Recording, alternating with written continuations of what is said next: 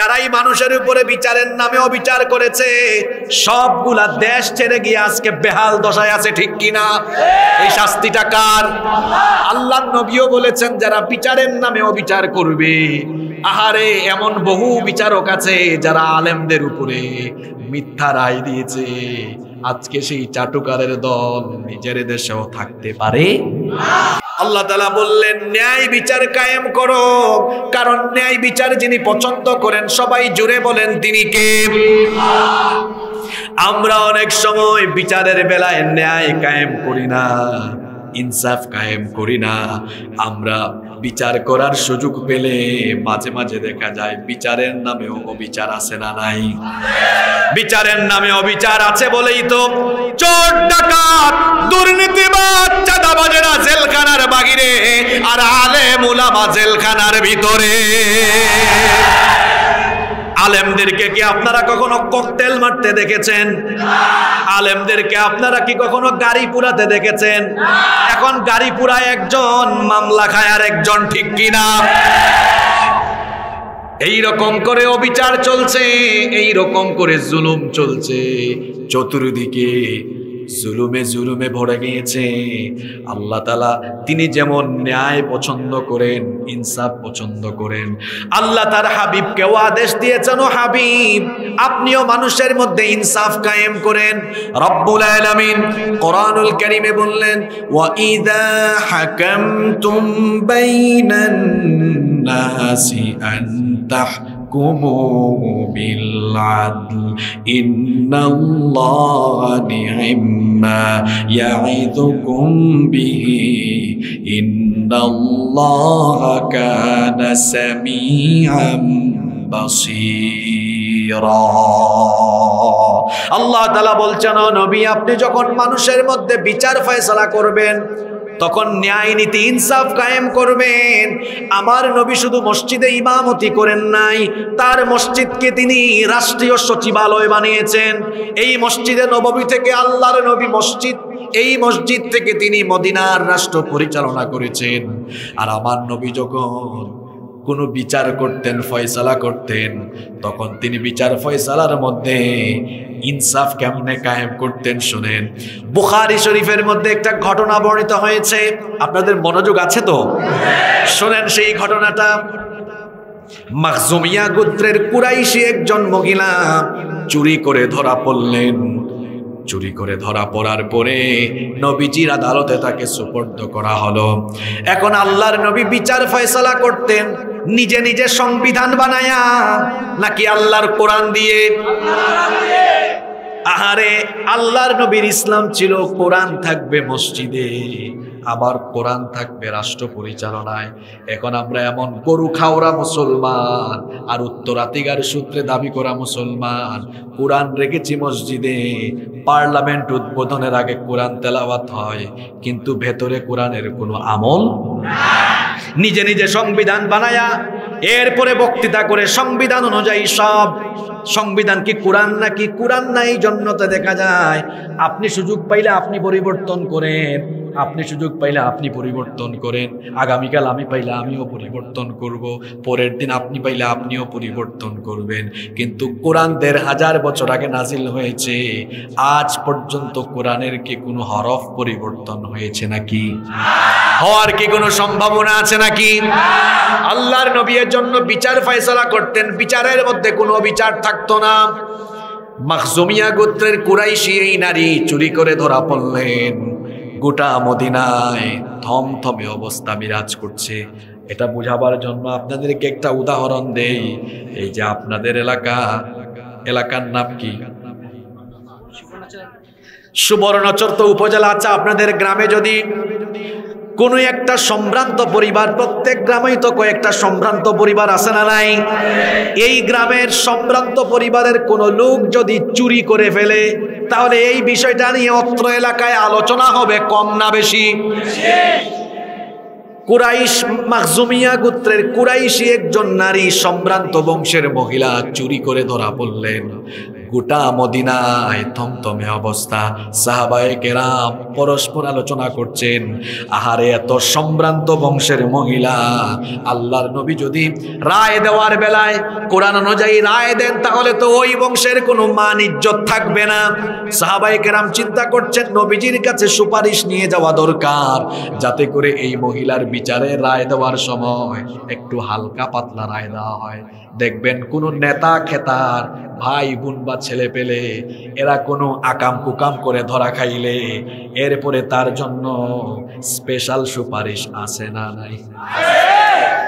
এই সম্ভ্রান্ত নারী চুরি করে ধরা পড়লেন, সাহাবীরা চিন্তা করছেন এই মহিলার বংশের মান ইজ্জত বাঁচানো দরকার, নবীজিকে বলা দরকার বিচারের রায় যেন একটু হালকা করে দেন। এখন নবীজির কাছে এই সুপারিশ নিয়ে কে যাবেন? কারো সাহস হয় না।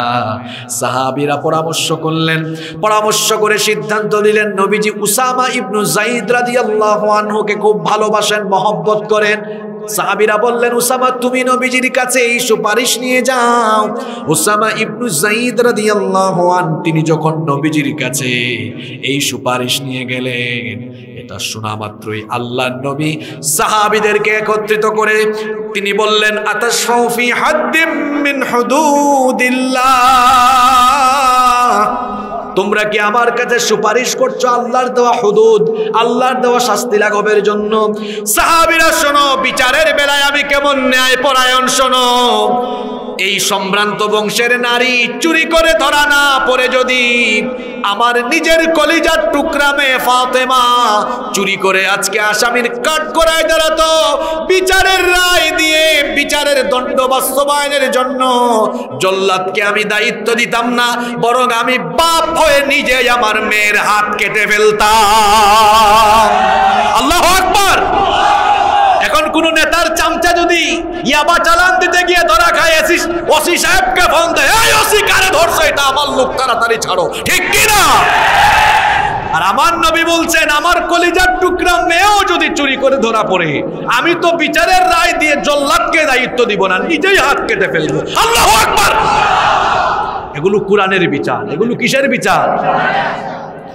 আমার দেশে, আমার বাড়ি সিলেটে, সিলেটে গেলে দেখবেন সিলেটে আছে কয়লার খনি, আছে পাথরের খনি, গ্যাসের খনি, চায়ের খনি। এই নোয়াখালী, লক্ষ্মীপুর এই সকল এলাকায় আসলে দেখা যায় মাছ আর মাছ। সুবহানাল্লাহ। এজন্য আপনাদের চেহারা অনেক সুন্দর, কারণ তাজা তাজা মাছ আপনারা খান। উত্তরবঙ্গে গেলে দেখা যায় ফসলের মাঠে ফসলের সমারোহ, টাটকা টাটকা ফসল। আমি গত 10 দিন উত্তরবঙ্গ কাটায় এসেছি, ফসল আর ফসল, মাঠ ভরা ফসল। এগুলো কার দান? এই যে আমার দেশে এত সম্পদ, এত নেয়ামত, এই সম্পদ আর নেয়ামত গুলো লুটপাট করে খাওয়ার জন্য এই দেশে আছে যেমন সম্পদের খনি, তেমনি আছে চোর ডাকাতের খনি। এই চোরগুলোর বিচার তো কোরআন দিয়ে হয় না। দেখেন না, কেসিনো সম্রাট জামিন পেয়ে যায়, কিন্তু আলেমরা জামিন পায় না। এই চোর ডাকাতের শাস্তির বিধান যদি, বিচার যদি আল্লাহর কোরআন দিয়ে হতো, কোরআন দিয়ে এই দেশে যদি একটা চুরির বিচার হতো, আমি চ্যালেঞ্জ করে বলছি একটা চুরির বিচার দেখে দেশের সবগুলা শেষরা চুর তারের মতো সোজা হয়ে যেত। আমার দেশে দিন দিন চুরি বাড়ে নাকি চুরি কমে? কারণ ন্যায় বিচার।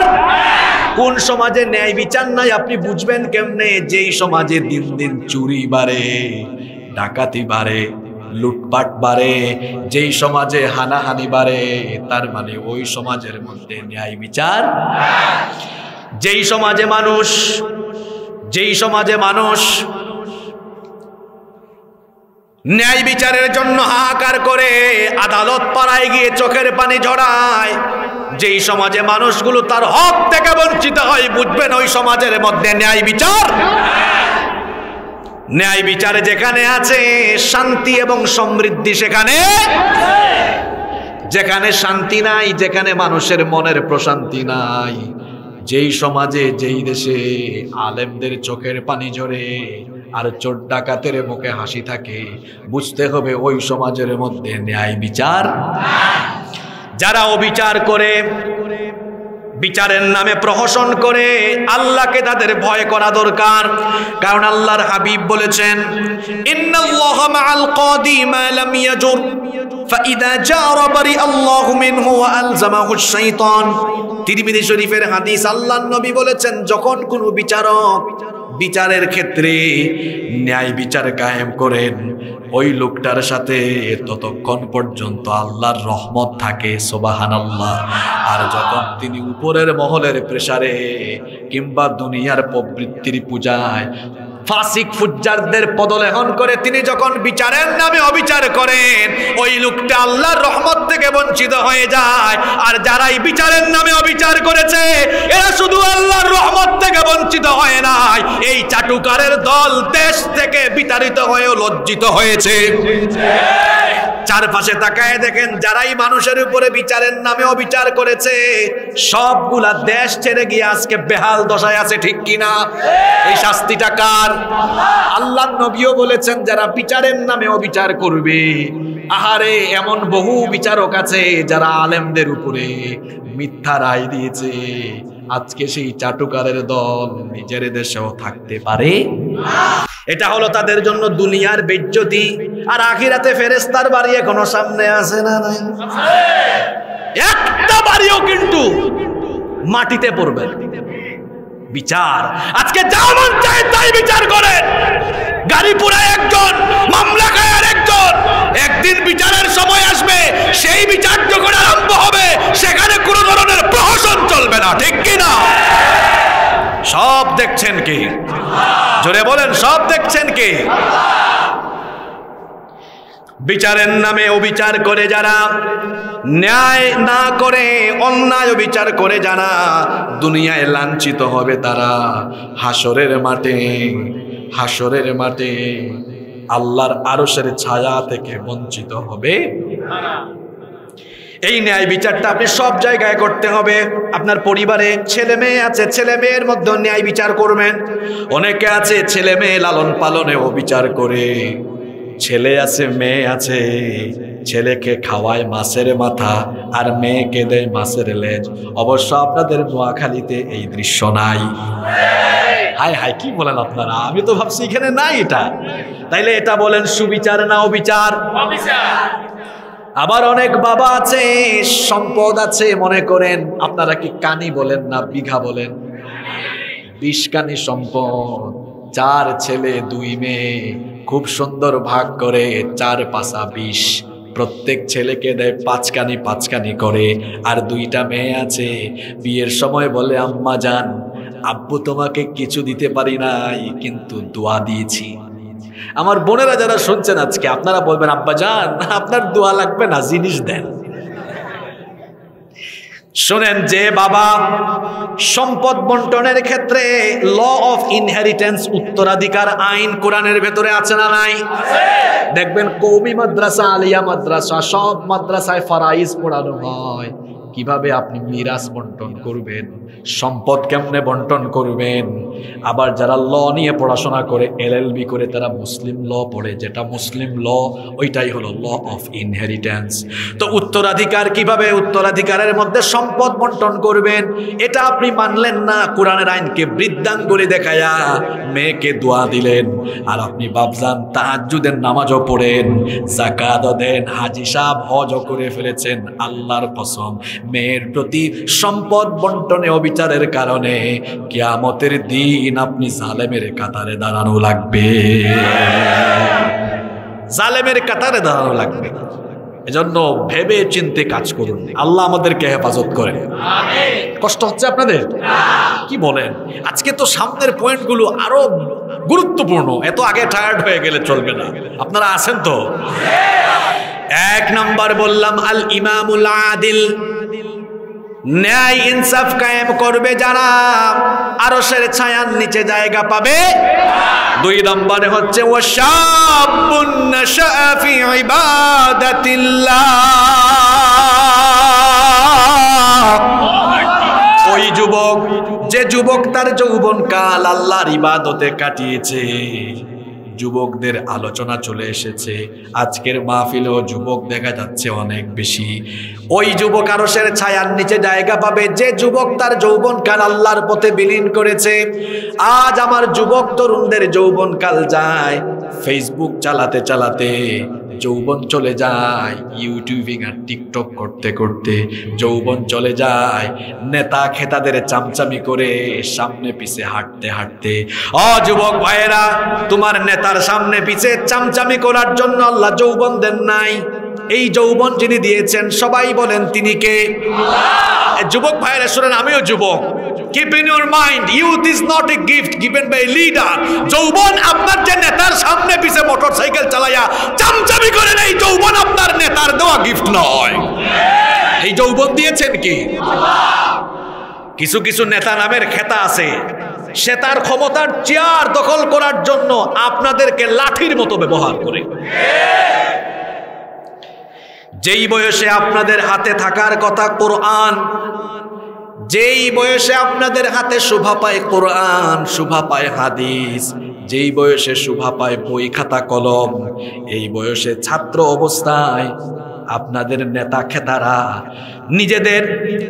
নিজেদের জন্য, নিজেদের স্বার্থের জন্য, নিজেদের ক্ষমতার জন্য আপনাদের হাতে তুলে দেয়।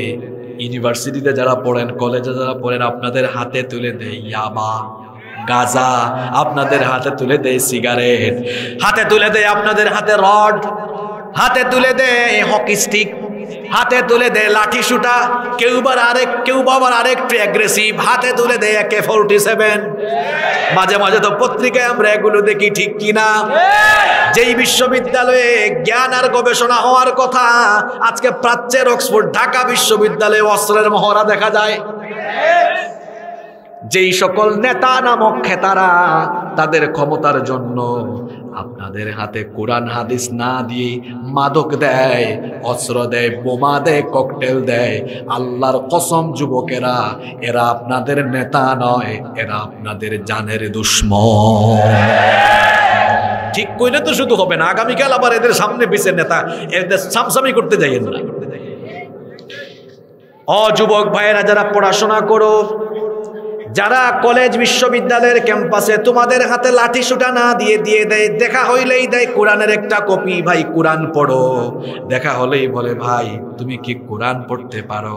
যদি না পারো আসো, আমি তোমাকে কোরআন শিখাই। দেখা হলে যে দেয় একটা হাদিসের বই, একটা ইসলামী সাহিত্য। যে আজান হলে আদর করে ডাকে, আমার ভাই মসজিদে আসো। যে মাঝে মাঝে ফোন করে বাসায় খবর নেই, ভাই আজকে 5 ওয়াক্ত নামাজ পড়েছো কিনা, তাহাজ্জুদটা ঠিক মতো পড়ো কিনা, পড়ালেখার অবস্থা কেমন, প্রতিদিন কোরআন হাদিস পড়ো কিনা। কলেজে, স্কুলে, কলেজে, বিশ্ববিদ্যালয়ের ক্যাম্পাসে বড় ভাই হোক, সিনিয়র হোক, জুনিয়র হোক, লাঠি সুটা, মাদক, ককটেল আর অস্ত্র না দিয়ে যারা কোরআনের পথে নামাজের দিকে ডাকে, যুবকেরা যদি তাদের সঙ্গী হয়ে যায়, যৌবনটা যার পথে কেটে যাবে তিনি কে? যুবকদেরকে আহ্বান করছি, কলেজে, বিশ্ববিদ্যালয়ে মাদকাসক্ত আর সন্ত্রাসী এই সকল নেতা খেতাদের সঙ্গ ছেড়ে দাও, কোরআনওয়ালা নামাজ পাগল ছেলেপেলেদের সঙ্গী হয়ে যাও। এই যৌবন আমাকে কেউ দেয় নাই, যৌবন তিনি দিয়েছেন, তিনি কে? যুবক ভাইয়েরা খবরদার, এই যৌবন যেন নষ্ট কেউ করতে না পারে, সেজন্য সচেতন থাকবেন। কারণ আমার আপনার এই যৌবনকাল, এটা বড় দামি সম্পদ। মানুষের জীবনের সবচেয়ে গুরুত্বপূর্ণ সময় হলো যৌবনকাল। মানুষের জীবনে 5টা সময়: শিশুকাল, কৈশোরকাল, যৌবনকাল, প্রৌঢ়কাল এবং বৃদ্ধকাল। এই 5টা সময়ের মধ্যে মাঝামাঝিতে আছে যৌবনকাল। যৌবনকালে আমাদের শরীরে শক্তি থাকে কম না বেশি? যেন সবাই যুবকদেরকে ভাগে টানতে চায়, কারণ যুবকরা হলো উদ্যমী। যুবকরা যেদিকে যায় সেদিকে গণজোয়ার সৃষ্টি হয়ে যায়। আমার যুবক ভাইয়েরা, আপনাদের এই যৌবনের শক্তি, আপনাদের এই যৌবনের শক্তি মানবতার দুশ্মন। মাদকাসক্ত, সন্ত্রাসী, এদের পিছনে ব্যয় করার জন্য আল্লাহ দেন নাই।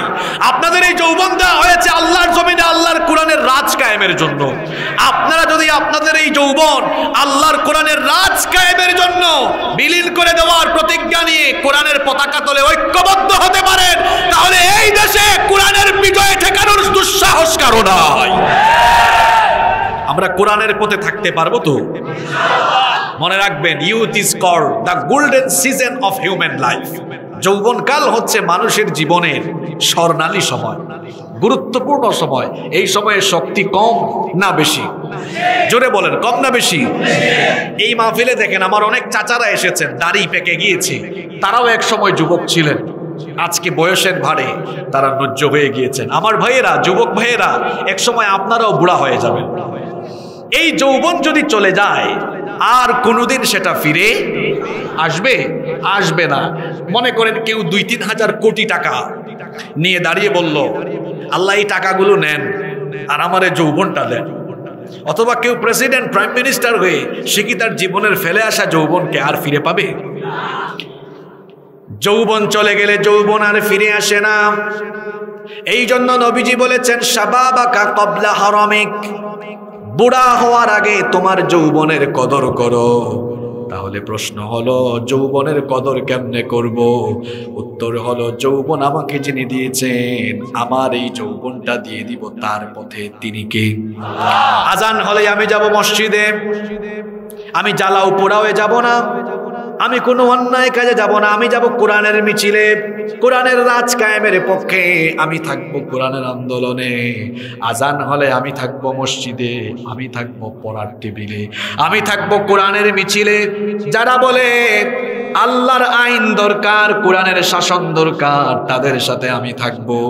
এই রকম করে যারা যৌবনকাল আল্লাহর দ্বীনের পথে কাটিয়ে দিবে, ওই যুবককে কিয়ামতের দিন আরশের ছায়ার নিচে যিনি জায়গা দিবেন তিনি কে? আজকের যুবকদের যৌবন চলে যাচ্ছে কোন দিকে? ফেসবুক চালাতে চালাতে এরা এত পরিমাণ ফেসবুকে থাকে, এত পরিমাণ ইন্টারনেটে থাকে, যুবকরা এভাবেই তাদের সময় অপচয় করছে। যুবক ভাইয়েরা শোনেন, আল্লাহ রসুলের যুবক সাহাবীরা তাদের জীবনের ভিশন, মিশন, চিন্তায়, চেতনায় ছিল কিভাবে কোরআনের বিজয় কায়েম করা যায়। আল্লাহু আকবার। এরকম একজন যুবকের একটা ঘটনা আমার মনে পড়লো, বলবো?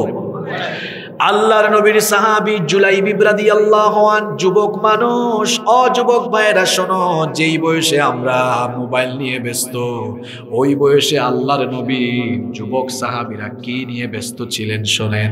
জুলাইবিব রাদিয়াল্লাহু আনহু অত্যন্ত গরিব মানুষ, ঘর বাড়িও নাই, ভিটা মাটি জায়গা জমি কিচ্ছু নাই। ঈমান গ্রহণ করার পরে জুলাইবিব রাদিয়াল্লাহু আনহু আহলে সুফফার অধিবাসী হয়ে গেলেন। তার নাম ছিল জুলাইবিব। জুলাইবিব আরবি শব্দ, এটার অর্থ হলো কম পূর্ণতা প্রাপ্ত। বেটে মানুষ ছিলেন, খুব কালো, কুচকুচে কালো বেটে মানুষ। তার আরেকটা নাম হচ্ছে দামিম, মানে কুৎসিত, যার গায়ের চামড়া কালো। খুব গরিব মানুষ, থাকতেন আহলে সুফফায়। নরম তুলতুলে বিছানা ছিল না, মাটি ছিল তার বিছানা, আসমান ছিল শামিয়ানা। পানি পানের জন্য, শোনেন কত গরিব মানুষ, পানি পানের জন্য একটা মশকও ছিল না, একটা পান পাত্রও ছিল না। হাদিসে এসেছে হাতের অঞ্জলি দিয়ে পানি পান করতেন এত গরিব মানুষ। পানি পানের জন্য এইরকম একটা পাত্র তার ছিল না। যুবক মানুষ, মাটিতে ঘুমাতেন, বালুর মধ্যে ঘুমায় থাকতেন, আসমান ছিল শামিয়ানা। একদিন আল্লাহর নবী সাহাবীদের সাথে মসজিদে নববীতে কথা বলছেন। এমন সময় জুলাইবিব হেঁটে যাচ্ছেন। নবীজি তার সাহাবীদেরকে বললেন, ওই যে হেঁটে যায় তাকে কি তোমরা চিনো? সাহাবীরা বললেন, না, তাকে চিনি না, কারণ জুলাইবিব খুব অপরিচিত মানুষ, গরিব মানুষ, এতটা পরিচিত ছিলেন না। সাহাবীরা বললেন, না, তাকে আমরা চিনি না। নবীজি বললেন, তোমরা না চিনলেও কি হবে, এ হচ্ছে আমার যুবক সাহাবী, আমার প্রিয় সাহাবী জুলাইবিব। আল্লাহু আকবার। নেতা কারে কয়? একজন ক্ষুদ্র কর্মীর খবরও আমার নবীর কাছে আছে না নাই? এখন তো কেউ নেতা হয়ে গেলে ছোট ছোট কর্মীর কথা মনে থাকে না, কিন্তু নবীজির কাছে সকল সাহাবীদের খবর আছে না নাই? নবীজি ডাক দিলেন, বললেন, জুলাইবিব তুমি তো অবিবাহিত, তুমি কি বিয়ে করবা না? তিনি উত্তর দিলেন, ওগো আল্লাহর হাবিব, কে আমাকে বিয়ে করবে? আমার টাকা পয়সা নাই, বাড়ি ঘর নাই, কিচ্ছু নাই, কে আমাকে বিয়ে করবে? আমি আখিরাতের অপেক্ষায় আছি। আখিরাতে আল্লাহ আমাকে যদি উত্তম জীবন সঙ্গিনী দেন, সেটার অপেক্ষায় আমি আছি। নবীজি সেদিন জুলাইবিবের সাথে আর কোনো কথা বললেন না। দ্বিতীয় দিন সাক্ষাৎ হলো, আবারও বললেন, জুলাইবিব তুমি কি দেখা করবে না? দ্বিতীয় দিনও জুলাইবিব একই রকম উত্তর দিলেন। তৃতীয় দিন নবীজি আবারও জুলাইবিবকে বললেন, জুলাইবিব তুমি কি বিয়ে করবে না? জুলাইবিব বললেন, ওগো আল্লাহর নবী, কে আমার কাছে তার মেয়ে বিয়ে দিবে? আমি গরিব মানুষ, ঘর নাই, বাড়ি নাই, কিচ্ছু নাই। নবীজি তখন বললেন, জুলাইবিব আমার কাছে আসো। জুলাইবিব যখন নবীজির কাছে আসলেন, নবীজি বললেন, আমি আমার একজন আনসারী সাহাবীর বাড়িতে তোমাকে পাঠাচ্ছি। অমুক আনসারী সাহাবী, তার বাড়িতে যাও, তাদের ঘরে একটা সুন্দরী মেয়ে আছে, গিয়ে আমার ওই আনসারী সাহাবীকে বলো, আল্লাহর রাসূল আমাকে পাঠিয়েছেন, বিবাহের পয়গাম দিয়েছেন, তোমার সঙ্গে ওই আনসারী সাহাবীর মেয়ের বিয়ে হবে। তিনি বললেন, ওগো আল্লাহর নবী, আমার কাছে কি তারা তাদের মেয়ে বিয়ে দিবেন নাকি? নবীজি বললেন, তোমাকে যেটা বলেছি সেটা করো, যাও। জুলাইবিব রাদিয়াল্লাহু আনহু ওই আনসারী সাহাবীর বাড়িতে গেলেন, গিয়ে দরজা নক করলেন। ওই আনসারী সাহাবী দরজা খুললেন, জুলাইবিব তার পরিচয় দিলেন। যখন ওই আনসারী সাহাবী বললেন, কেন এসেছেন আমার বাড়িতে? জুলাইবিব বললেন, আল্লাহর রাসূল আমাকে আপনার বাড়িতে পাঠিয়েছেন, আপনার ঘরে নাকি আপনার মেয়ে আছে, আপনার মেয়েকে আমি বিবাহ করতে চাই, এই বিবাহের পয়গাম দিয়ে আমাকে পাঠিয়েছেন মুহাম্মদ সাল্লাল্লাহু।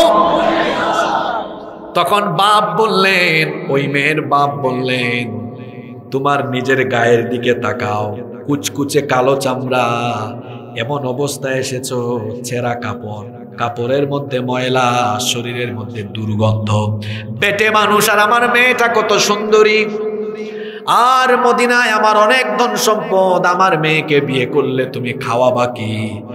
তখন জুলাইবিব বললেন, আমি তো নিজের ইচ্ছায় আসি নাই, আমাকে পাঠিয়েছেন মুহাম্মদ সাল্লাল্লাহু। এবার ওই আনসারী সাহাবী কি বলবেন বুঝতে পারছেন না। তিনি বলেন, একটু দাঁড়াও, আমি আমার স্ত্রীর সাথে পরামর্শ করি। তিনি যখন তার স্ত্রীর সাথে পরামর্শ করলেন, স্ত্রী বললেন, না না, এই ছেলের কাছে আমাদের মেয়ে আমরা বিয়ে দিব না। তারা যখন বললেন, বাবা তুমি চলে যাও, সব কথাবার্তা ভেতরে থেকে শুনে ফেলেছে ওই মেয়ে। মেয়ে তখন বলল, আমার বাবা, আমার মা, এত বড় দুঃসাহস তোমাদের কিভাবে হলো? আল্লাহর হাবিবের পয়গাম তোমরা ফিরিয়ে দিচ্ছ, আল্লাহর হাবিবের পয়গাম ফিরাইয়া দিও না, এটা নবীজির শানে বেয়াদবি।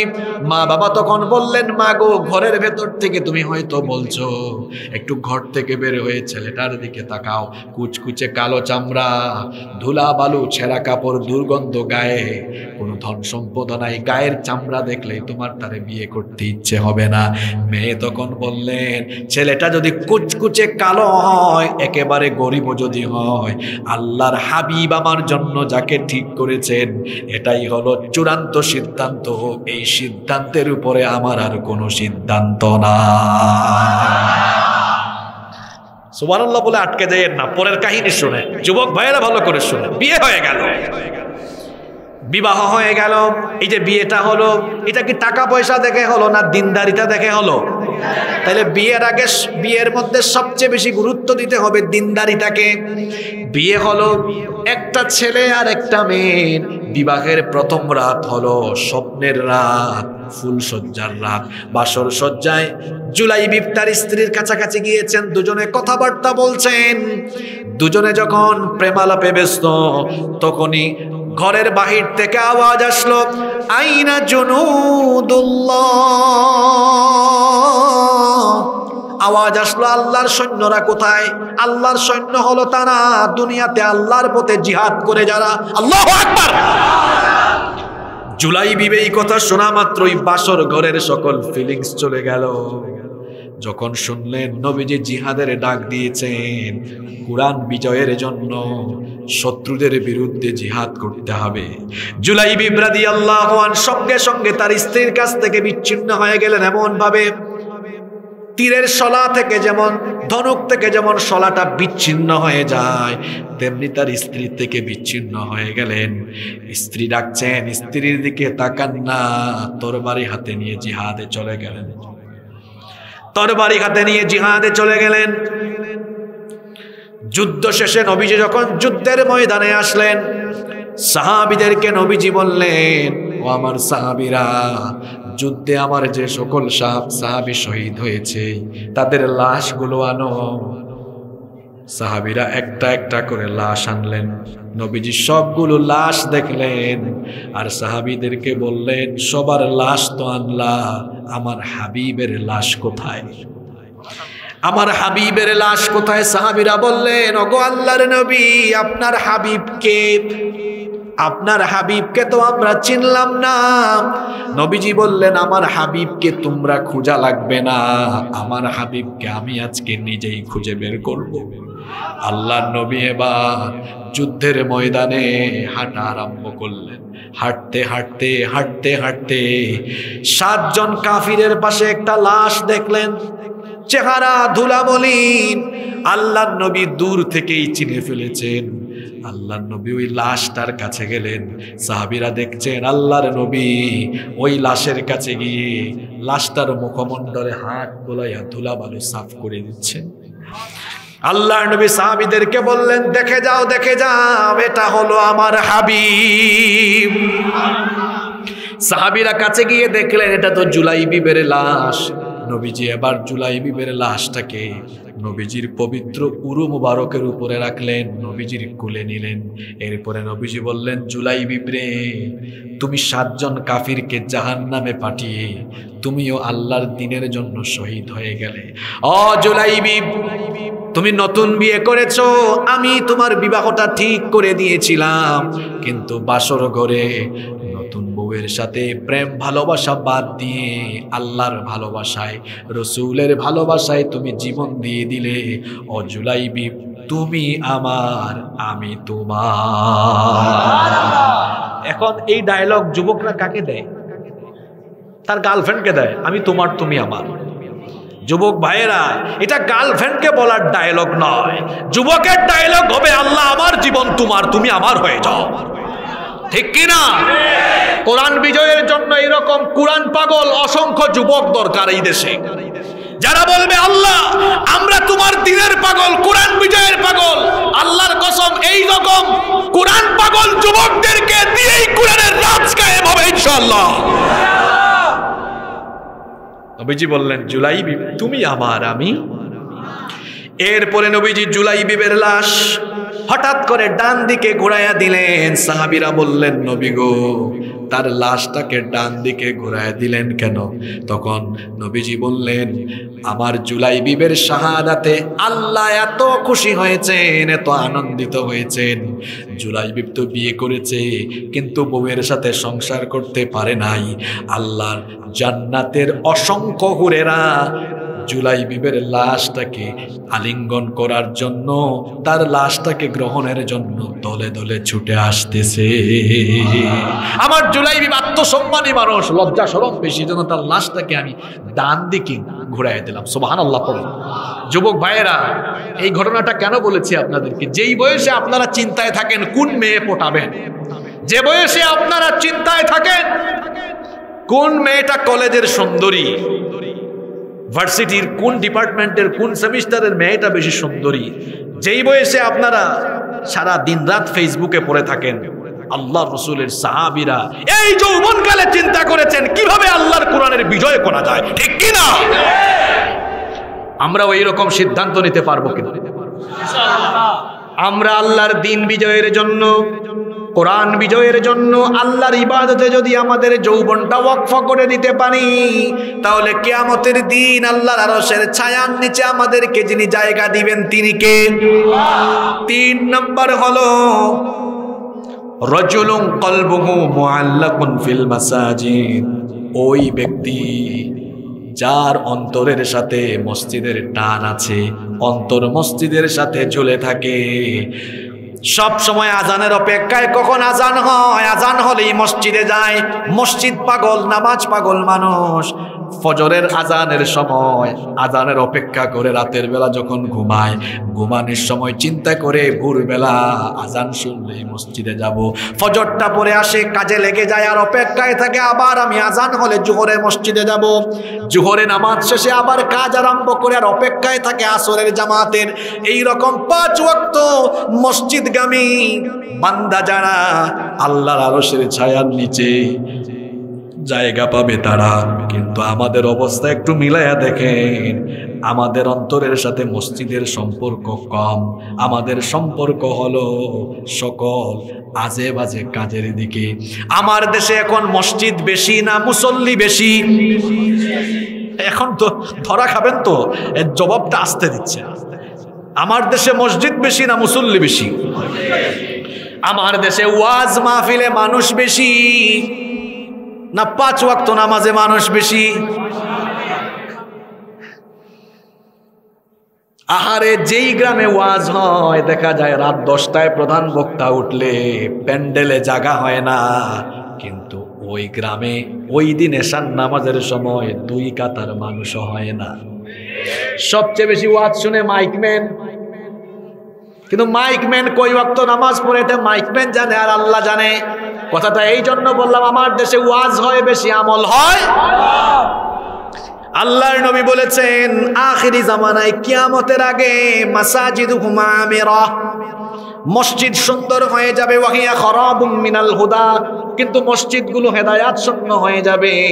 আখিরি জামানার মসজিদগুলো হবে পাকা, মুসল্লি হবে কাঁচা। আল্লাহর রাসূলের জামানায় মসজিদ ছিল কাঁচা, মুসল্লি ছিল। তার উপরে মসজিদের ছাদ ঢালাই মসজিদ, আর আল্লাহর নবীর মসজিদ ছিল খেজুর পাতার ছাউনি। মসজিদের পিলার ছিল খেজুর গাছের ডাল, আর আমাদের মসজিদের নিচে তো সুন্দর সুন্দর দামি দামি টাইলস, দামি দামি কার্পেট, আর আল্লাহর রাসূলের মসজিদের নিচে ছিল মরুভূমির বালি আর মাটি। যখন তারা নামাজে সাজদায় দিতেন কপালে আর নাকে বালি লেগে যেত, মাটি লেগে যেত, অল্প একটু বৃষ্টি পড়লেই কাদা হয়ে যেত। নামাজে সাজদা দিলে নাকে কপালে হাতে পায়ে অঙ্গ প্রত্যঙ্গে কাদা লেগে যেত। সেই সময় আজান হলেই দেখা যেত মসজিদের মধ্যে অনেক মুসল্লি। মসজিদটা ছিল কাঁচা কিন্তু মুসল্লি ছিল। আর এখন মসজিদ হয়েছে পাকা, আর মুসল্লির অভাবে মসজিদ হয়েছে আবার ফাঁকা। পাকা আর ফাঁকা, কথা বুঝেছেন? পাকা মসজিদ হয়ে গেছে ফাঁকা। ফজরের সময় ইমাম সাহেব, মুয়াজ্জিন সাহেব আর 4-5 জন লোক মিলে ফজরের নামাজ পড়ে, বাকিরা ঘুমায় থাকে। আমি আশ্চর্য হয়ে যাই, মুসলমান ফজরের নামাজ বাদ দিয়া কেমনে ঘুমায়?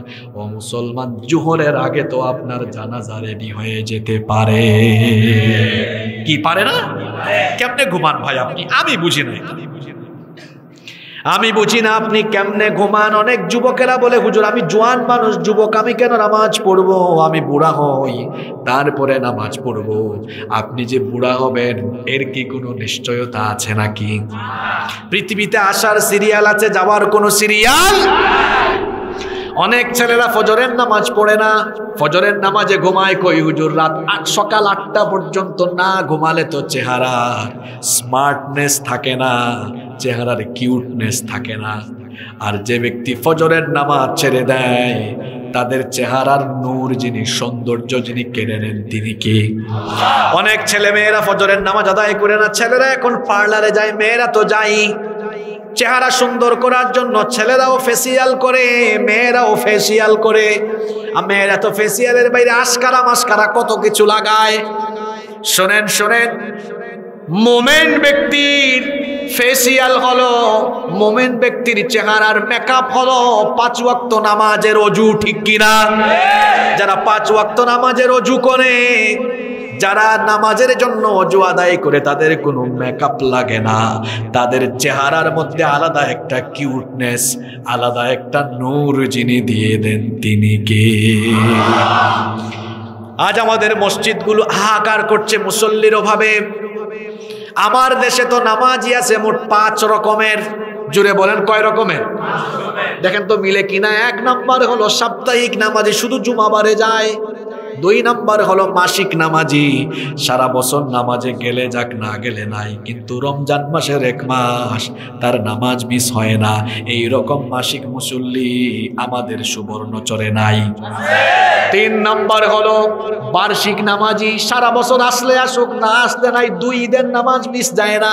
এরকম মানুষ, এরকম নামাজি অবশ্য, এরকম বার্ষিক নামাজি আমাগো নোয়াখালীতে নাই। 4 নাম্বার হলো সিজনাল নামাজি, সব সময় আসলে আসুক না আসলে নাই, কিন্তু শবে বরাতের রাতে মসজিদে তোবারুক খাওয়ার জন্য, জিলাপি খাওয়ার জন্য, কিংবা এরকম আরো সিজনাল রাতে মসজিদে দেখা যায়। এই রকম সিজনাল নামাজি আমাদের বৃহত্তর নোয়াখালীতে নাই। 5 নাম্বার হলো শুধু জানাজার নামাজি, অন্য নামাজে আসলে আসুক না আসলে নাই। কিছু ফটকা রাজনীতিবিদ আছে যারা জানাজার নামাজ মিস করে না, ঢাকায় থাকে, তার ফ্ল্যাট থেকে বাসা থেকে 100 গজ দূরে মসজিদ, ফজরের আজান শুনলে মসজিদে যায় না, কিন্তু শুনেছে সুবর্ণচরে এই চর জুবিলি এলাকায় চরের মধ্যে কেউ মারা গিয়েছে, জানাজার নামাজে হাজির হওয়ার জন্য 4-5 ঘন্টা জার্নি করে চলে আসে। জানাজার নামাজে হাজির, বুঝলাম না লোকটা বাড়ির পাশে মসজিদ ফজরের নামাজে যায় না, কিন্তু জানাজার নামাজের জন্য ঘন্টার পর ঘন্টা জার্নি করে। তার মতলব আপনারা না বুঝলেও আমি ঠিকই বুঝছি, ফজরের নামাজের আগে বক্তৃতা করার সুযোগ নাই, কিন্তু জানাজার নামাজের আগে বক্তৃতা দেওয়ার সুযোগ আছে। ঘটনা তো একটা মনে পড়ছে, বাস্তব ঘটনা বলবো, এটা আমার সাথে ঘটছে আর কি। এই তো গত বছর ঘটেছে, ইউপি ইলেকশন ছিল না, ওই টাইমে ঘটছে ঘটনা। আমি আমার এলাকায় গিয়েছি, ইলেকশনের টাইম তো, কয়েক দলের রাজনৈতিক নেতা, এক দল না কয়েক দল, তা এলাকার মানুষের সাথে সম্পর্ক থাকবে না, বিভিন্ন দল হয়তো করে সম্পর্ক আছে। জোহরের নামাজে যাচ্ছি, বললাম ভাইজান চলেন নামাজে যাই। আমাকে বলছে অবশ্যই আসতেছি, আপনি যান, কিছু কাজ আছে তো সেরে আমরা আসতেছি, জামাতেরও সময় আছে। আমিও ঘড়ির দিকে তাকায় দেখলাম জামাতের আরো 10-15 মিনিট সময় আছে। আমি চলে গেলাম মসজিদে। জামাত শুরু হওয়ার আগে দেখলাম ওনারা আসেন নাই। জামাত শেষ হলো, ইমাম সাহেব সালাম ফিরাইয়া বললেন, সম্মানিত মুসল্লিবৃন্দ, আমাদের এই পাড়ার অমুক মারা গিয়েছেন, যার নাম বললেন তাকে আমিও চিনি। তো বললেন যে সুন্নত পড়ে আপনারা সবাই থাকবেন, মসজিদের নিকটবর্তী মাঠে জানাজার ব্যবস্থা করা হয়েছে। আমি ভাবলাম জানাজাটা যেহেতু মসজিদের নিকটবর্তী জায়গায়, আর যিনি মারা গিয়েছেন তাকে আমিও চিনি জানি, লোকটার জানাজার নামাজটা আদায় করে তারপরে যাব। আজীব অবস্থা, সুন্নত পড়ে জানাজার মাঠে যেতে আমার কিছু দেরি হয়েছে, তো সামনের কাতারই জায়গাটা পেয়েছি, কিন্তু একদম সাইডে তাকায় দেখি ওই কয়েকজন, এরা আবার একদম সামনের কাতারের মাঝখানে হুজুরের পিছনে, লাশের পিছনে। যাই হোক, আমি দাঁড়িয়ে থাকলাম। এখন দেখি ওরা একজনের পর একজন মাইক নিচ্ছে আর বক্তৃতা দিচ্ছে। কারণ আমাদের দেশে বক্তৃতার যন্ত্রণায় মাঝে মাঝে মানুষ অতিষ্ঠ হয়ে যায়। জানাজার সময় লাশ সামনে রেখে দীর্ঘক্ষণ বক্তৃতা চলে, কি বলেন, এরকম আছে না নাই? বিভিন্ন মাহফিলেও এরকম বক্তৃতা চলে, হুজুর বসাইয়া বিভিন্ন দলের নেতারা বক্তৃতা করেন। তারা আবার যাওয়ার সময় হুজুরকে বলেন, হুজুর রাজনৈতিক কোনো কথা, হুজুররা আওয়ামী লীগ করে না বিএনপি করে না জামাত করে না কোনো দল করে, হুজুররা একটা দল করে। এটা কার দল? আমরা যারা হুজুর, আমাদের নেতা নেত্রী নাই, আমরা মানুষকে ডাকি আল্লাহর দিকে, আর ডাকি বিশ্ব নেতা রাহমাতাল লিল আলামিন মুহাম্মাদুর রাসূলুল্লাহ সাল্লাল্লাহু। এরা বলবে হুজুর কোন ধরনের রাজনৈতিক বক্তব্য দিবেন না। হুজুররা তো এমনিতে রাজনৈতিক বক্তব্য দেয় না। হুজুররা চোরের বিরুদ্ধে বলে, ডাকাতের বিরুদ্ধে বলে, দুর্নীতির বিরুদ্ধে, ঘুষের বিরুদ্ধে, কারণ এগুলোর বিরুদ্ধে কোরআন, ঠিক কিনা? তো কোরআন সুদ ঘুষ চোর ডাকাতের বিরুদ্ধে। এখন চোর ডাকাত সুদ ঘুষখোরদের বিরুদ্ধে কথা বললে চোর ডাকাতদের মন একটু কালো হতে পারে, এতে আমাদের কিছু করার। আমাদেরকে বলে দেখেন কি পায় তারা, আপনারা কিছু বলিয়েন না। অথচ আমাদের আগে যখন বক্তৃতা করে সে তখন নিজেই রাজনৈতিক বক্তব্য দিয়ে চলে যায়। আর এরাই আবার মিডিয়ার সামনে বলে হুজুররা ধর্ম ব্যবসায়ী। প্রকৃত ধর্ম ব্যবসায়ী কারা? এদেশের মানুষ জানে।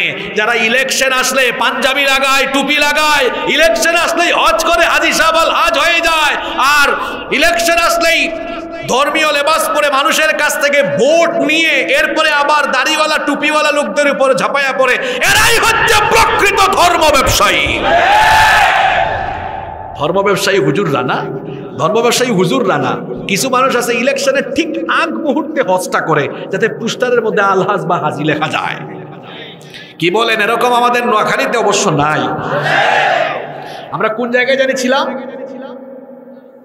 জানাজার নামাজ, বক্তৃতা করলেন, নামাজ শেষ হলো, আমি ওই তিনজনকে আটকাইছি, নামাজের শেষে আটকাইছি। আটকে বললাম, ভাই আপনারা জোহরের নামাজে আসলেন না, এখানে তো অনেক সময় বক্তৃতাও দিলেন, জানাজার নামাজটাও পড়লেন, কিন্তু জোহরে আসলেন না। কয় আশেপাশে কেউ আছে নাকি দেখ।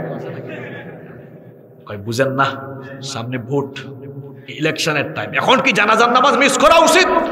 কারণ জানাজার আগে তো বক্তৃতার মাধ্যমে কিছু কথা মানুষের সামনে তুলে ধরা যায়। ইন্না লিল্লাহি ওয়া ইন্না ইলাইহি। এরকম মানুষ আমাদের সমাজে নাই তো। এই 5 প্রকার নামাজি সাপ্তাহিক, মাসিক, বার্ষিক, সিজনাল জানাজার নামাজি, এই সবগুলা নামাজি হচ্ছে মাঝে মধ্যে নামাজি, ইচ্ছা হলে যায়, ইচ্ছা হলে যায় না। এদের ব্যাপারে আল্লাহ আমাদের পরিচিত সূরা, এই সূরাটা আপনাদের ঠোঁটের আগায় মুখস্থ আছে, সূরা মাউনে আল্লাহ বলেছেন যারা পারেন আমার সঙ্গে পড়েন। আল্লাহ তাআলা বলছেন ফাওয়াইলুল লিল মুসাল্লিন, এই সব নামাজিরা ধ্বংস, এদের জন্য জাহান্নাম। নোয়াখালীর মানুষ বলেন তো আপনারা, নামাজ কি আল্লাহ ধ্বংস হওয়ার জন্য দিয়েছেন নাকি নাজাতের জন্য দিয়েছেন? কিন্তু আল্লাহ বলেছেন ধ্বংস নামাজিদের জন্য। তার মানে কিছু কিছু মানুষ নামাজ আদায় করেও জাহান্নামে যাবে। টক শুনে দেখবেন অনেক ইসলাম বিরোধী লোক আছে, নিজেকে বুদ্ধিজীবী বলে দাবি করে, বুদ্ধির চুটে মাথার মাঝখানের সব চুল নাই হয়ে গেছে, দাড়ি নাই, মুছ আছে। এই ধরনের লোকেরা মাঝে মাঝে বলে আমরাও কি কম ধার্মিক নাকি, আমরাও তো নামাজ পড়ি, তাহাজ্জুদও পড়ি, 70 রাকাত 80 রাকাত পড়ি, নামাজও পড়ে, আলেমদের সাথে বেয়াদবি করে। এই রকম নামাজিদের জন্য জাহান্নামের কথা বলেছেন কে? আল্লাহ বলেছেন ফাওয়াইলুল লিল মুসাল্লিন, ধ্বংস নামাজিদের জন্য। কোন নামাজিদের জন্য? আল্লাহ পরের আয়াতে জবাব দিলেন, পড়েন আমার সঙ্গে। আল্লাহ বললেন আল্লাযীনা হুম আন সালাতিহিম সাহুন, যারা নামাজ সম্পর্কে উদাসীন, অর্থাৎ মাঝে মাঝে যায়, মাঝে মাঝে যায় না, ইচ্ছে হলে যায়, ইচ্ছে হলে যায় না, এই রকম মাঝে মাঝে নামাজ পড়েন না পার্টি যারা আছে, এদের নামাজ কোনো কাজে আসবে না। এবার আমরা আল্লাহর কাছে প্রশ্ন করলাম, আল্লাহ কোন সব নামাজিরা জান্নাতে যাবে? আমার আল্লাহ কোরআনে জবাব দিলেন ওয়াল্লাযীনা হুম আলা সালাওয়াতিহিম ইউহাফিযুন, যারা 5 ওয়াক্তের নামাজ হেফাজত করে, 5 ওয়াক্ত নামাজ যথাযথ আদায় করে। উলাইকা হুমুল ওয়ারিসুন আল্লাযীনা ইয়ারিসুনাল ফিরদাউসা হুম ফিহা খালিদুন। এই 5 ওয়াক্তের নামাজিরা যখন দুনিয়ার সফর শেষ করে চলে যায়, তারা তখন আল্লাহর জান্নাতুল ফেরদাউসের ওয়ারিস হয়ে যায়। তাহলে আমরা কি মাঝে মাঝের নামাজি হব না সব সময়ের নামাজি হব? এই নামাজটা আদায় করব গিয়ে কোথায়? আল্লাহর নবী বলেছেন রাজুলুন কলবুহু মুআল্লাকুন ফিল মাসাজিদ, মসজিদের সাথে যার অন্তরের টান, বারবার বারবার মসজিদে যেতে চায়, মসজিদে গিয়ে 5 ওয়াক্তের নামাজ যারা আদায় করে, এদেরকে আরশের ছায়ার নিচে যিনি জায়গা দিবেন, গলার আওয়াজ বড় করে বলেন তিনি কে? কষ্ট হচ্ছে আপনাদের? এটা আর সামান্য 10-15 মিনিট থাকতে পারবো না ইনশাআল্লাহ। নাম্বার 4, 4 নাম্বার, ওয়া রাজুলান তাহাব্বান ফিল্লাহি ইজতামা আলাইহি ওয়া তাফাররাকা আলাইহি, কাউকে ভালোবাসবে আল্লাহর সন্তুষ্টির জন্য, আবার কারো সাথে সম্পর্ক বাঁধও দিবে কার সন্তুষ্টির জন্য। আমাদের ভালোবাসা হবে কার জন্য? আমাদের ভালোবাসা সবই যেন হয় মহান রবের জন্য।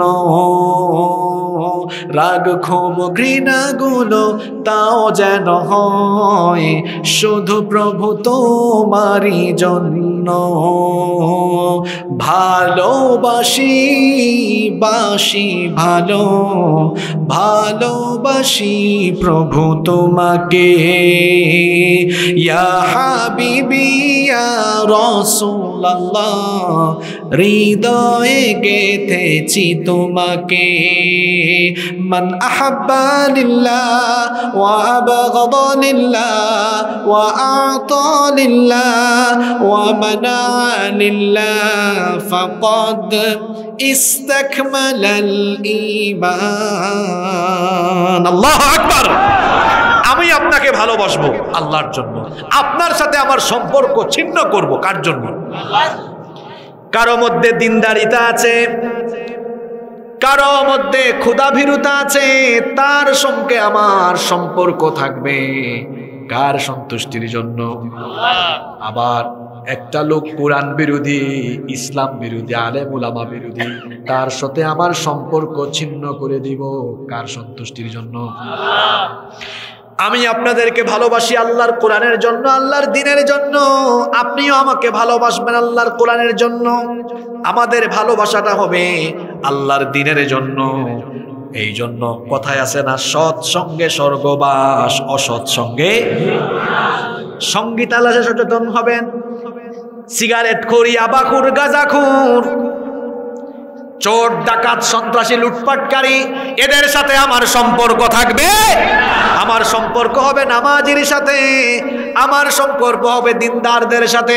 যুবকদেরকে বলবো সম্পর্ক হবে আলেম উলামার সাথে, সম্পর্ক হবে কুরআনওয়ালাদের সাথে। বেঈমানের সাথে কোনো সম্পর্ক। যারা কোরআনের বিরুদ্ধে কথা বলে, দ্বীনের বিরুদ্ধে কথা বলে, পথ লেহনকারী আবার অনেক মৌলবীও এখন বের হয়েছে। আল্লাহ নবী বলেছেন আখিরি জামানায় এমন কিছু আলেম বের হবে, উলামাউহুম শাররুম মান তাহতা আদিবিস সামা। সেই জামানায় কিছু আলেম হবে চাটুকার, এরা আসমানের নিচে হবে অত্যন্ত নিকৃষ্ট মানুষ। এরা হবে ফাসিক ফুজ্জারদের প্রশংসাকারী, ফাসিক ফুজ্জারদের পদ লেহনকারী। এরা ফাসিক ফুজ্জারদেরকে খুশি করার জন্য ফতোয়া আরম্ভ করবে, ফতোয়া দিয়ে যাকে ইচ্ছা জাহান্নামী, যাকে ইচ্ছা জান্নাতি বানাবে। জান্নাতের কন্ট্রাক্টরে নিয়ে নিয়েছে। এখন কিছু আলেম নামক জাহেল বের হয়েছে, ইচ্ছা মতো জান্নাত বিলায় দেয়। মনে হয় জান্নাতটা তার বাপের। জান্নাত তোর বাপের না, জান্নাত তোর দাদার। জান্নাতটা হলো কার? নবীজি খুতবা দিতে গিয়ে বললেন আবু বকর জান্নাতি, ওমর জান্নাতি। এইরকম 10 জন সাহাবীর নাম বললেন। এই 10 জনের ব্যাপারে নবীজি বললেন এদেরকে জান্নাতের সার্টিফিকেট দিয়ে দিয়েছেন কে?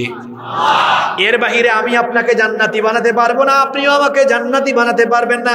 হ্যাঁ, আমি দোয়া করতে পারি আল্লাহ আপনাকে জান্নাতবাসী করুন। আমি বলতে পারি আপনি পরহেজগার মানুষ, আপনি নামাজি মানুষ, আপনার দিনদারিতার কথা, পরহেজগারিতার কথা আমি মানুষকে বলতে পারবো, অসুবিধা নাই। কিন্তু মানুষের সামনে আমি আপনাকে জান্নাতি বানাতে পারবো? এখন কিছু আলেম বের হয়েছে, আবার মানুষের কথা বলার সময় স্লিপ অফ টাং হয়ে যেতে পারে। কিন্তু কিছু লোক আছে এত অহংকারী, নিজের ভুল স্বীকারও করতে চায় না, উল্টা আরো শয়তানের মতো যুক্তি খাড়া করে, ঠিক কিনা? শয়তানও যুক্তি দিয়েছে, আল্লাহর হুকুম অমান্য করেছে, ভুল করেছে। আদম ভুল করেছেন, আদম কোনো যুক্তি দেন নাই। আমি মানুষ, আমার বক্তৃতায় ভুল হতে পারে, কিন্তু আমি যদি ভুল করে বলি আমি ভুল করে ফেলেছি, আল্লাহ আমাকেও মাফ করে দেন। মানুষ যারা কষ্ট পেয়েছেন আমাকে মাফ করে দেন। এতে কি আমার সম্মান কমে গেল নাকি? আদম তো ভুল করেছেন। এরপরে বললেন রব্বানা যালামনা আনফুসানা ওয়া ইল্লাম তাগফির লানা ওয়া তারহামনা লানাকুনান্না মিনাল খাসিরিন। তার মর্যাদা বেড়েছে না কমেছে? আর ওই ইবলিস ভুল করেছে। ভুল করার পরে ভুল স্বীকারও করে নাই, উল্টা বলে আমি তো আদমের চেয়ে দামি, কেন সাজদা দিব? শয়তানের দূষর যারা ভুল করার পরে ভুলের জন্য ক্ষমা না আছে, আরো আত্ম অহংকারী হয়ে উঠে তারা। জান্নাত তোর বাপের না তোর দাদা? জান্নাত মিলিয়ে দিবি? জান্নাত কার? আল্লাহ যদি সবাইকে জান্নাতি বানায় দেন আমাদের অসুবিধা আছে? তিনি ফয়সালা করবেন। আমি কাউকে জান্নাতি বানায় দিতে পারবো? আল্লাহর নবী বলেছেন আখিরি জামানায় উলামাউহুম শাররুম মান তাহতা আদিমিস সামা, আসমানের নিচে নিকৃষ্ট কিছু আলেম নামক ভণ্ড বের হবে, এরা ইসলামের ক্ষতি করবে, ফাসিক ফুজ্জারদের প্রশংসা করবে, ফাসিক ফুজ্জারদের তাবেদারি করে ফাসিক ফুজ্জারদের পক্ষে কথা বলবে। আসলে যেই আলেম সামান্য, যেই আলেম ফাসিক ফুজ্জারদের বিরিয়ানি ডিম আর জিলাপির লোভে, যেই রকম জিলাপির লোভে থাকে, এরা এ ধরনের কথা আসলে বলতেই। আর যে আলেমের গলা দিয়ে ফাসিক ফুজ্জাদের বিরানি জিলাপি ডিম ঢুকে, ওই আলেমের গলা দিয়ে কখনো হক কথা বের হতে পারে না। আমাদের পূর্বসূরি আলেমরা কেমন ছিলেন? আরে আলেমরা তো পথলে অহংকারী হয় না, আলেমরা হকের পক্ষে, সত্যের পক্ষে, আলেমরা সত্যের পক্ষে কথা বলে, প্রয়োজনে ফাঁসির রশিতে ঝুলে যাবে, শহীদ হয়ে যাবে, তাও বাতিলের সামনে মাথা নুয়াবে না। আবু হানিফা রহমতুল্লাহ আলাইহি চাটুকার বিভিন্ন জায়গায় বক্তব্যে আবু হানিফার মাযহাবের অনুসরণ করে সেই কথাও বলে, অথচ আমাদের মাযহাবের ইমাম আবু হানিফা রাহমাতুল্লাহ আলাইহি তিনি জালেম শাসকের পথ গ্রহণ না করার কারণে তাকে কারাগারে বিষ খাইয়ে হত্যা করা হয়েছে। ইমাম আহমদ বিন হাম্বল রাহিমাহুল্লাহ তাকে জেলখানায় হাত পা জিঞ্জির দিয়ে বেঁধে নির্মমভাবে নির্যাতন করা হয়েছে। আবু হানিফা রাহমাতুল্লাহ আলাইহি জেলখানায় তাকে ঢুকানোর পরে জালিম সেই শাসক তাকে বলেছিল, আপনি আমাদের তাবেদারি করেন, নইলে পরিণতি আরো কঠিন হবে। অনেক সময় জালিমরা মুমিনকে মৃত্যুর ভয় দেখায়। মুমিনরা কি মৃত্যুকে ভয় করে? জোরে বলেন, মৃত্যুকে ভয় করে? আপনারা খালিদ ইবনুল ওয়ালিদের নাম শুনেছেন? পৃথিবীতে দুইজন সেনাপতি জীবদ্দশায় যত যুদ্ধ করেছে এদেরকে কেউ হারাতে পারে নাই। একজন মুসলিম আর একজন অমুসলিম। মুসলিম কমান্ডার সেনাপতি হলেন খালিদ ইবনুল ওয়ালিদ, আর অমুসলিম হলো ওই মঙ্গোলিয়ান সেনাপতি চেঙ্গিস খান। এরা কোনো যুদ্ধে হারে নাই। খালিদ ইবনুল ওয়ালিদ মুসলিম বাহিনী নিয়ে গেলেন পারস্যদের বিরুদ্ধে যুদ্ধ করবেন। আপনাদের কি কষ্ট হচ্ছে?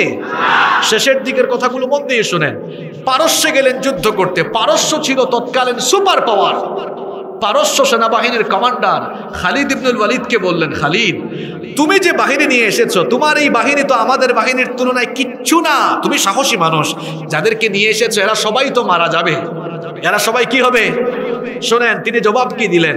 তিনি বললেন, জিতুকুম মিন কওমিন ইউহিব্বুনাল মাউতা কামা তুহিব্বুনাল হায়া। তিনি বললেন, কমান্ডার, কাদেরকে মৃত্যুর ভয় দেখাও?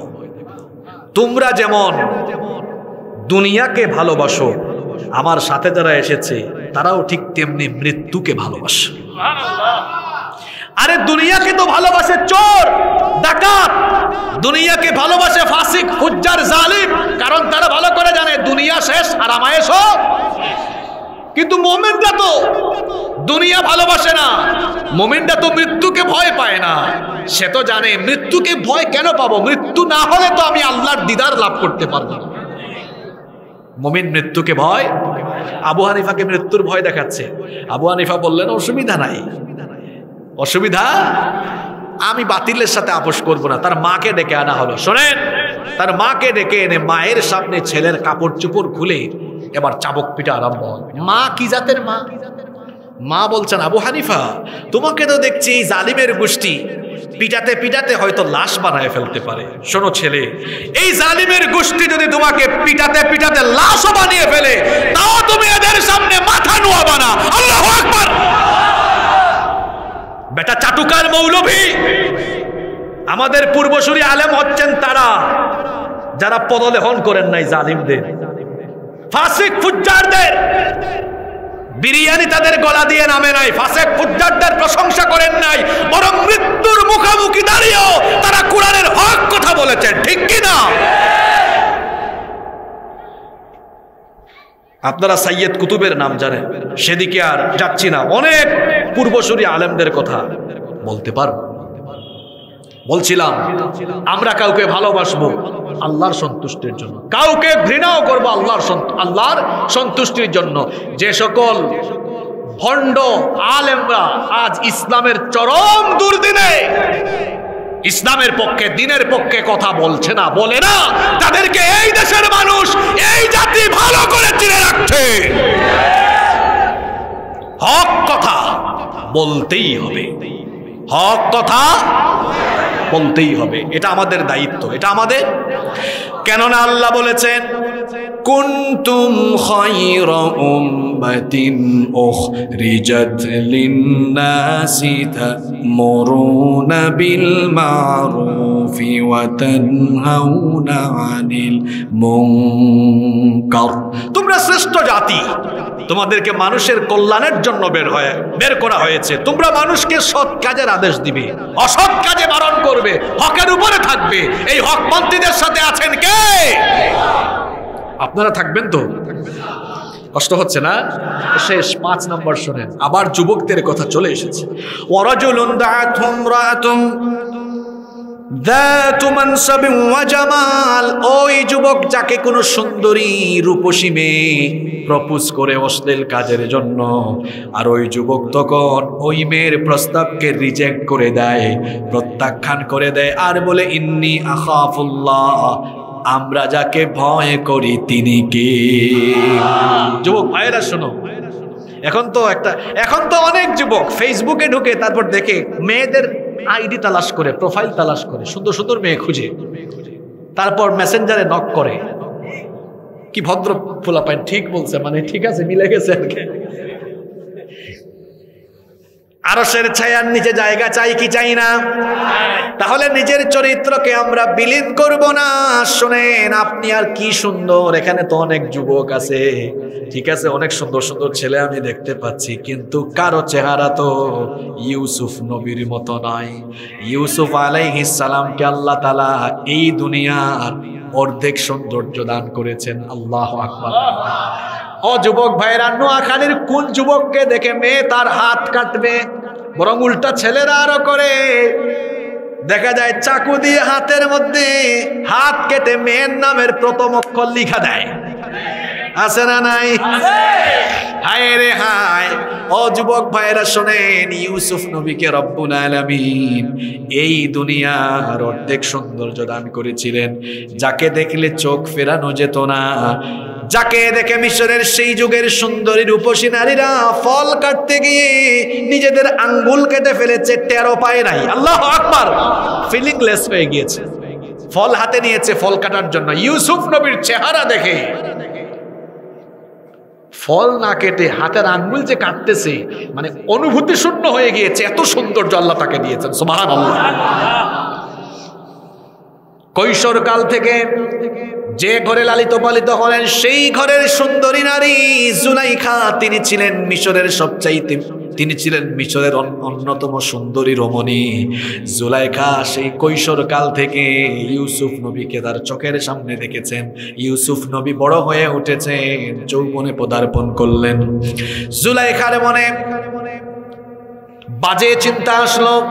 একদিন জুলাইখা তার দাসীর মাধ্যমে ইউসুফ নবীকে একেবারে তার খাস কামরায় বেডরুমে আমন্ত্রণ জানালো। 7টা দরজা ছিল, সবগুলো দরজায় তালা লাগায়, সবগুলো দরজা বন্ধ করে দিল।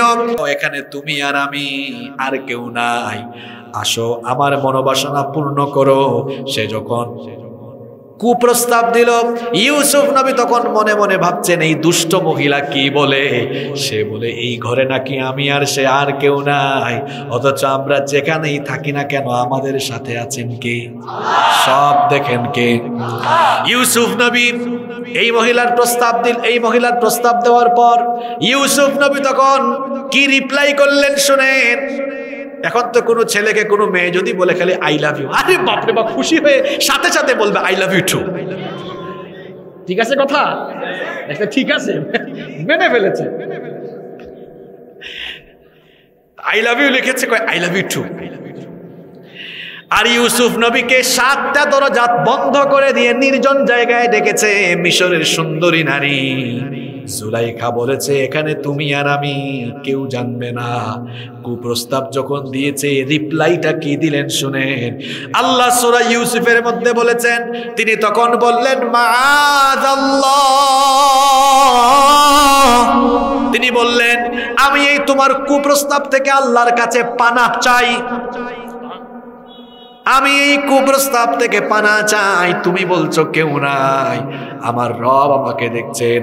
ইউসুফ নবী দেখলেন এই দুষ্ট মহিলা যে কোনো উল্টাপাল্টা কাজ করে বসবে, এই জন্য তিনি তার চরিত্র হেফাজতের জন্য আল্লাহর উপর ভরসা করে তালাবদ্ধ দরজাগুলোর দিকে তিনি যখন দৌড় মারলেন, আল্লাহ তার নবী ইউসুফ আলাইহিস সালামের উপর খুশি হয়ে 7টি দরজা, সবগুলো দরজা তিনি তার আপন কুদরতে খুলে দিলেন। যুবকদের চরিত্র যেন এমন হয়, কলেজে বিশ্ববিদ্যালয়ে পড়ে মেয়ের জন্য পাগল পাড়া। আমাকে 2-3 সপ্তাহ আগে পুলিশের এক ভাই ফোন দিয়ে বললেন, হুজুর আমার ছেলেটা মাত্র ইউনিভার্সিটিতে উঠেছে, 1-2 সেমিস্টার পড়ছে, এখন আর যায় না, কোন সময় যে সুইসাইড করে। কইলাম কি হয়েছে? কয় এক মেয়ে তারে পাগল বানায়া ফেলেছে। এইরকম রুগী এখন সমাজের মধ্যে আছে না নাই? খবরদার যুবক ভাইয়েরা, পড়ালেখার বয়সে এই সময়টা হলো কেরিয়ার সুন্দর করার, কেরিয়ারকে উন্নত করার জন্য লেখাপড়ায় মনোযোগী হওয়ার বয়স। এই সময় মেয়ের পিছনে ঘুরঘুর করার বয়স নয়। এই সময়টা হলো আজান হলে নামাজে গিয়ে চরিত্র ঠিক করার বয়স। এই বয়স হলো কোরআন সুন্নাহ মোতাবেক নিজের চরিত্র সুন্দর করার বয়স। আপনি কেন অসভ্য ছেলের মতো মেয়ের পিছনে ঘুরবেন? শুনেন যুবক ভাইয়েরা, নিজের কেরিয়ার ঠিক করেন আর নিজের চরিত্র ঠিক করেন। মেয়ের পিছনে আপনি ঘোরা লাগবে না। দেখবেন কেরিয়ার সুন্দর হলে, চরিত্র ভালো হলে, হাজার হাজার সুন্দরী মেয়ের বাপ আপনার কাছে মেয়ে বিয়ে দেওয়ার জন্য লাইন ধরে দাঁড়ায়া থাকবে। এইটাও ঠিক, আমি যাবো কোন দিকে, সব তো ঠিক। তো এই জন্য যুবক ভাইদেরকে বলবো, আপনি ডিসিশন নেন। আপনি কি মেয়ের পিছনে অসভ্য ছেলের মতো ঘুরঘুর ঘুরঘুর করবেন, নাকি নিজেকে এমন জায়গায় নিয়ে যাবেন যাতে সুন্দরী সুন্দরী মেয়ের বাপ পাগল হয়ে যাবে, বাবা আমার ঘরে মেয়ে আছে, এটা বিয়ে করবা, এটা বিয়ে করবা। এইরকম পজিশনে নিজেকে নিয়ে যেতে পারবেন তো? পারবেন তো? এরকম পজিশনে নিয়ে যেতে হলে মেয়েদের পিছনে অসভ্য ছেলের মতো ঘুরঘুর ঘুরঘুর করা যাবে না। চরিত্র হেফাজত করতে হবে। চরিত্র হেফাজত করলে ওই যুবককে আরশের ছায়ায় জায়গা দিবেন কে? আর কষ্ট দিচ্ছি না। 6 নম্বর হলো ওয়ারাজুলুন তাসাদদাকা বিসাদাকাতিন ফাআখফাহা হাত্তা লা তা'লামা শিমালুহু মা তুনফিকু বিয়ামিনি। ওই ব্যক্তির দান সদকা যে গোপনে গোপনে দান করে, ডান হাত কি দান করে বাম হাত টের পায় না। প্রকাশ্যে দান করলে অসুবিধা নাই, প্রকাশ্যেও দান করা যায়। মনের নিয়ত যদি থাকে মানুষ বাহবা দিক, মানুষের কাছে খ্যাতি বাড়ুক, তো মনের খবর আমি জানি না, আপনার মনের খবর আমি জানি না, আমার মনের খবর আপনি জানেন না, কিন্তু সবার মনের খবর জানেন কে? এই জন্য মনের নিয়ত যদি হয় মানুষ দেখানো, ওই সদকা কিন্তু কবুল হবে না। এই জন্য প্রকাশ্যে দান করবেন, কিন্তু উদ্দেশ্য যেন হয় আল্লাহর সন্তুষ্টি অর্জন। তবে প্রকাশ্যে দানের চাইতে গোপন দানের ফজিলত অনেক। আমি জানি অনেক ভাইয়েরা বোনেরা আছেন গোপনে গোপনে দান করেন, গোপনে অনেক এতিম মেয়েদের বিয়ের ব্যবস্থা করে দেয়, গোপনে গোপনে একটা মসজিদের সমস্যা, মসজিদের অজুখানা ঠিক করে দেয়, মসজিদের ছাদ ঢালাই দিয়ে দেয়, মসজিদের টাইলস দিয়ে দেয়, এতিমখানায় পয়সা দিয়ে দেয়, গোপনে গোপনে দিন কায়েমের আন্দোলনের জন্য লক্ষ লক্ষ টাকা দিয়ে দেয়। এই রকম গোপনে গোপনে গোপনে গোপনে আল্লাহর জমিনে, আল্লাহর দিনের পথে গোপন গোপন দান করবে যারা, কিয়ামতের দিন আল্লাহর আরশের ছায়ার নিচে জায়গা পাবে তারা। 7 এবং সর্বশেষ হলো ওয়ারাজুলুন যাকারাল্লাহু খালিয়ান ফাফাদাত আইনা। আসেন শেষ সময়ে অন্তরটাকে একটু নরম বানায়া দেন। সারা জীবন যুবক ভাইয়েরা গুনাহ করেছেন, এখানে যুবক সহ সবাইকে বলছি শুনেন, সারা জীবন আমরা অনেক গুনাহ করেছি। আসুন একবার এই মাহফিলে মুনাজাতের আগে এখন আসুন একটু আমরা নিজেদের জীবনের পেছন দিক নিয়ে হালকা চিন্তা করি। একটু চিন্তা করে দেখেন তো পিছনের জীবনে কত গুনাহ আপনি করেছেন। আহারে একটু ভাবলেই দেখবেন কত গুনাহ আপনার হয়ে গিয়েছে। পিছনের জীবনে কত গুনাহ, আজকের দিনের বেলায় তো কত গুনাহ হয়ে গেল। পিছনের জীবনের যে গুনাহগুলো আছে, যখন আপনি একা হন, আশেপাশে ভাই বোন স্ত্রী সন্তান কেউ থাকে না, তখন কি ওই গুনাহগুলোর কথা মনে আসে না? তখন কি আল্লাহর জাহান্নামের একটু ভয় আপনার দিলে পয়দা হয় না? আল্লাহর নবী বলেছেন, আরশের ছায়ায় তো জায়গা পাবে সে, ওয়ারাজুলুন যাকারাল্লাহু খালিয়ান ফাফাদাত আইনা, যে ব্যক্তি একা হয়ে গেলে, নীরবে হয়ে গেলে, নীরবে নিভৃতে আল্লাহর আযাবের ভয়ে চোখের পানি ছড়ায়। দুইটা ফোঁটা আল্লাহ বড় ভালোবাসেন। কতরাতুম মিন দামিন তুহরাকুহু ফি সাবিলিল্লাহ, আল্লাহর জমিনে আল্লাহর দ্বীন কায়েমের জন্য যারা শরীর থেকে রক্তের ফোঁটা জমিনে ঢেলে দেয়, ওই রক্তের ফোঁটা যিনি ভালোবাসেন তিনি কে?